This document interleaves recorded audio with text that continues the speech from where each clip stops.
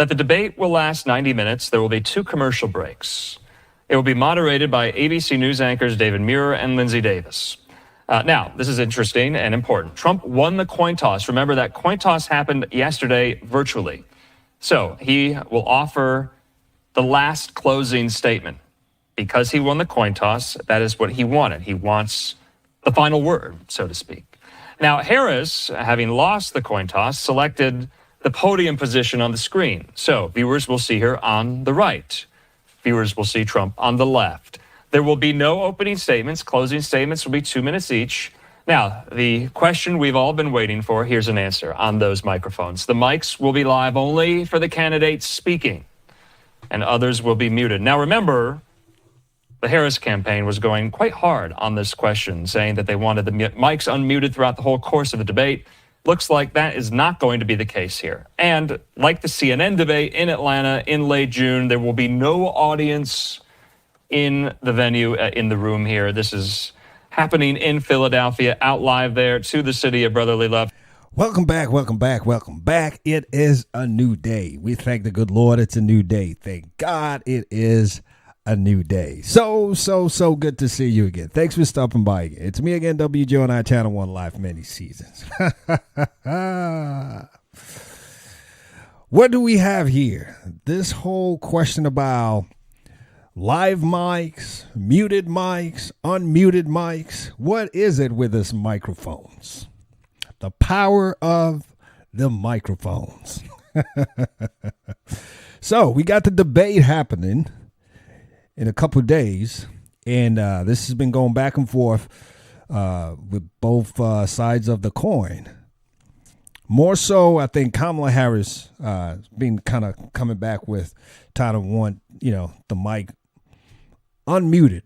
So we're about to find out. Here's a panel discussing the possibility, the possible reasoning why Kamala may want the mics on. I don't know. I have no idea. To me, if you have substance, it shouldn't really matter. Whether the mics are on or off, you get your chance to speak. We want to hear policies. We're not looking for an I got you moment. That's not what the president's office is for. It's for, do you have good policies? Can you lead people? We can't be talking about microphones when we got crisis at the border, economy falling apart, people don't have jobs, and what we're worried about is the microphone being on or off. Okay, I think we got something bigger, a bigger fish to fry than microphones, okay? But let's listen to this panel. Let's see what they got. Maybe shed some light, okay? Let's go. Joe, welcome everybody. All right, Susan, you have a piece out about this morning. I mean, you were the last person to moderate a debate that Kamala Harris took part in. That's right. Can you imagine she hasn't debated in 4 years? That might be a little bit of concern for them that she's rusty. In that debate, she hadn't been universally good in the primary debates in the 2020 cycle, but she was good in the vice presidential debate. She was prepared, and she made especially effective use of a put down of Pence when he interrupted her. This may be one reason they wanted mics to be live. She said, "Mr. Vice President, I'm speaking." You remember that? So she's looking for that I got you moment. I'm speaking. Trying to sound like she's in command of what's going on. But that's not what gets you in command. It's your policies. What you got? And the Mr. Vice President sounded very respectful, and the I'm speaking made him risk looking disrespectful if he kept talking over her. Well, we know how much is at stake. The New York Times today has brand new polling saying this. The national poll of likely voters found Mr. Trump leading Ms. Harris 48 to 47%. The new poll underscores the risks and potential rewards, particularly facing Ms. Harris on Tuesday night when she and Trump face off. I mean, Guy, it couldn't be any closer. Tight race. Trump now slightly back in the lead. So that big bounce she got in the New York Times poll from the month-long euphoria fueled by the media seems to have dissipated significantly. And Shannon, I think the most significant data point within that poll is a question about, Jim Messina was just talking about the future, the change question.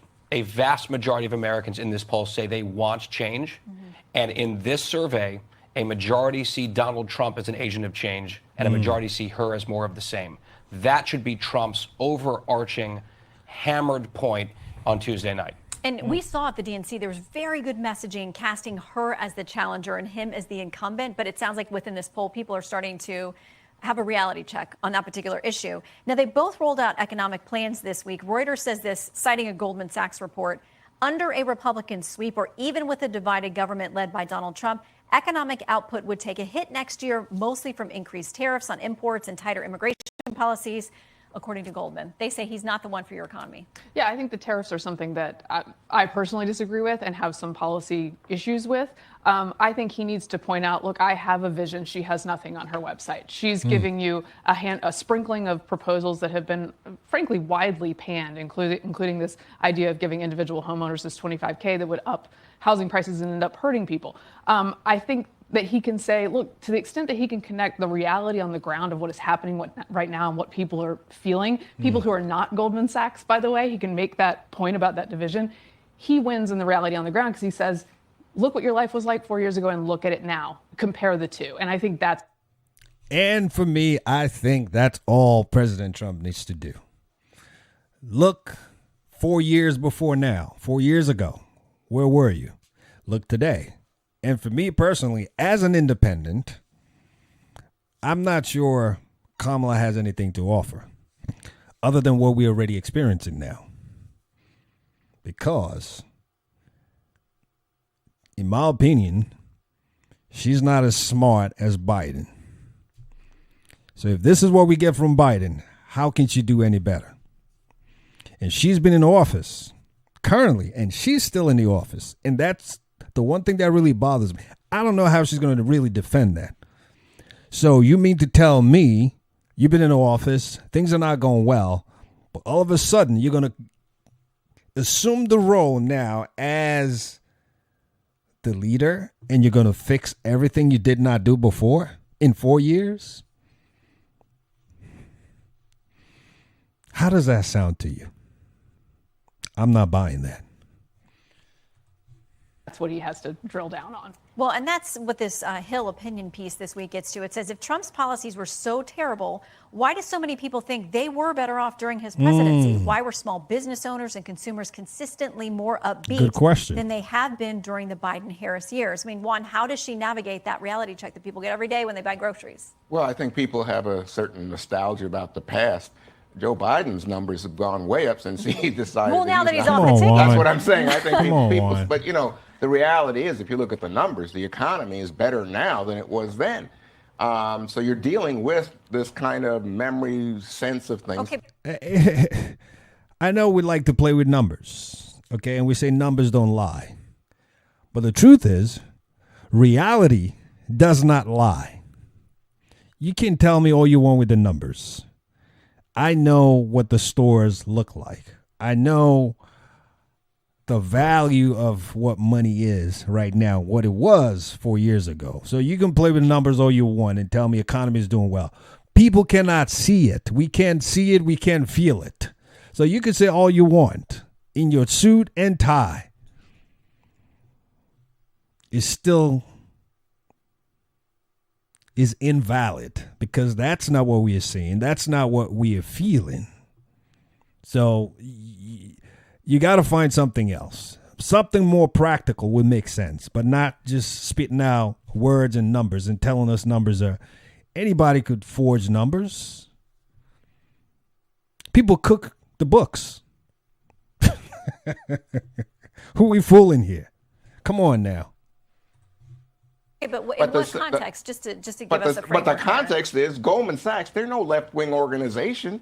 They're saying the economy will be better under Kamala Harris. They're also not mom buying groceries. And also, though. I think you also look at, I think this week there was 88 top executives who came out and said, we think that the economy will boost under Kamala Harris. And this week, Trump went before the New York Economic Club to give a speech, and it should have been, you know, given the perception that he wants to say the economy was better, it should have been a knockout for him in front of all those rich men.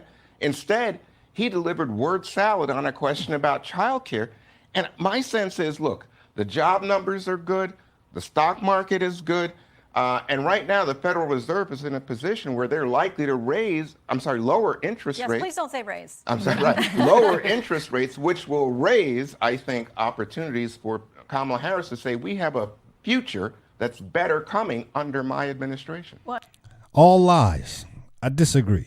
What you can't do now, people are who they are. Everybody will go back into their defaults, no matter what. You could make it all up and add and try to pretend you are who you are. Kamala is who she is.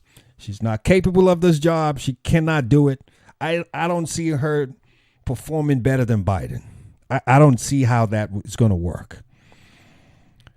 Everything given to her has been a mess. So I don't know, all of a sudden, people are just singing her praises. She's the one to solve the problem. Whose problem? And listen to what Juan was saying. He says, I think the executives are saying, we think, the economy, they think. Again, remember, reality is what is real. Not what they think, not their projections, not their speculations. So let's not be fooled here. People have grown past that. It's quite annoying. It's quite annoying. Well, Mary Catherine, you mentioned moms out buying groceries. You're a mom of four. That's certainly That's the reality. that you often run in is to hear from them about what they think. Well, and my perspective is if it's hurting us, I know it's hurting other people much, much more. And it's hard to argue that the inflation, although the rate of it is falling, you're not getting back to the 1.9 that we had in January 2016, when Trump was in office, right? And this hurts people. And when you talk about the jobs market, we're adding jobs, but it's mediocre at best, and we're revising down every single month to a cumulative number that's taking a pretty big hit on those numbers. You know, nothing more frustrating to the Democrats than the fact that they feel that Biden and Harris do not get the credit they really deserve on the economy we have. We see a little bit of brightening of views, but the fact is in the New York Times CNN poll and in the USA Today Suffolk poll, Trump continues to be preferred when it comes to handling the economy. The change question is important. The who do you trust more to handle the economy? That is a crucial, basic question, too. Prices are up 20% under Biden and Harris. That's why the frustration is there, because the frustration is deserved. Prices are up 20%. People feel that. Well, there you have it. Mic's off, mic's on, mic's live, mic's muted. I really don't care. Just come tell the people what you got. You will have your time regardless. So tell the people what you got. President Trump, Kamala Harris, speak to the people. Let's know what you got. Let people make up their minds and stop all this mind games. Enough of all this nonsensicals. You are going in for the office of the president. This is a big job, is a big role. We don't have time for foolishness. Get real and get serious. Please put your comments in the comment section below. Let us know what you think about this. Please like, comment, share, and subscribe. Please like, comment, share, and subscribe. It's always a pleasure seeing you. Thanks for stopping by again.